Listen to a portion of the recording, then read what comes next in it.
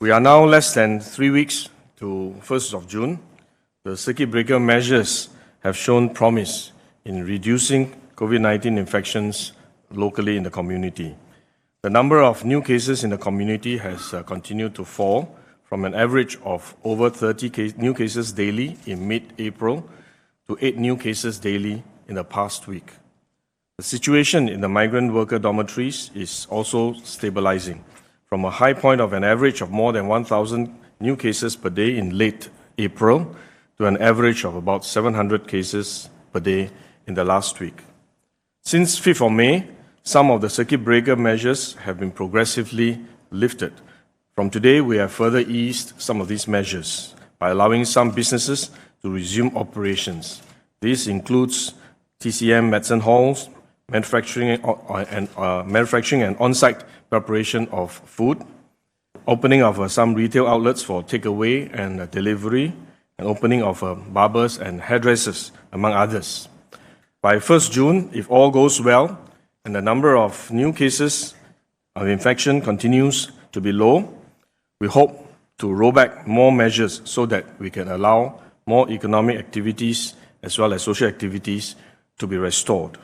I want to take this opportunity to thank everyone who has played your part to help to bring down the numbers and keep our fellow Singaporeans safe. But we must not be lulled into complacency or let our guards down. As we gradually lift the circuit breaker measures, there is a risk that the community cases may rise again.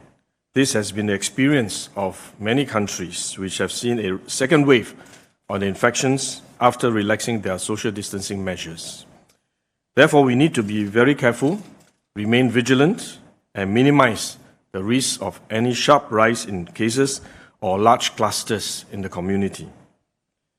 Even as we progressively ease some of the tighter measures, other measures will remain, such as safe distancing and safe management at our workplaces.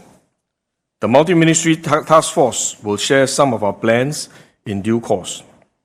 To open safely, we will also need to have a way to manage the dormitory cases and allow the workers to return to work in a safe way when some of the economic activities are restored.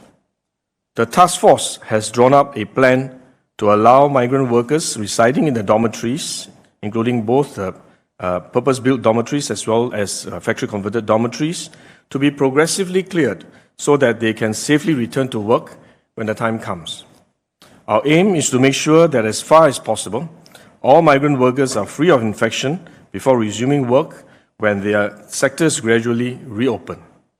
This will involve a differentiated approach and a combination of assessment, tests, and isolation process. This is an important strategy that will help us gradually lift the circuit breaker measures. But it would mean that the number of cases at the migrant worker dormitories will remain high for some time while we carry out aggressive testing. It is important for us to stay vigilant, press on with our safe distancing measures even as we progressively open up, and maintain our good habits of personal hygiene and wearing masks whenever we are out. If every one of us play our part, we can keep the number of new cases low and return to normalcy, albeit at a new normal.